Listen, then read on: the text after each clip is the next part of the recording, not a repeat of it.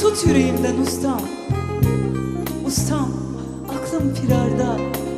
Göz bebeklerimde müebbet hüzün, dilimde ay kesiği bir yara. Düşüm kırık dökük, umudumun boynu bükük. Bir öksüzün omuzlarında sükût, yüreğim sana emanet, sıkı tut. Tut ki kancık pusulara düşmesin, hain kurşunu gelip deşmesin. Ustam, ne zaman o senin bildiğin zaman?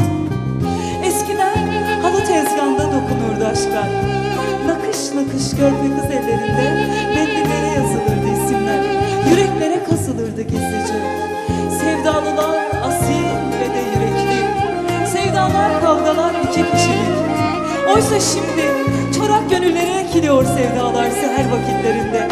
Meşru sevdalardan gayrimeşru acılar doğuyor kundaklara. Beni herkes sevdaya asi sanır. Oysa aşk beni nerede görse tanır. Hasret tanır, zulüm tanır, ölüm tanır.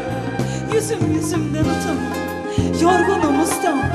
Ne katıksız bir somun isterim senden, ne bir taş yastıkta gece uykusu.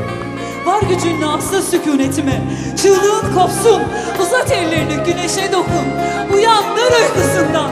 Tut yüreğimden ustam, tut. Tut beni, sür güne.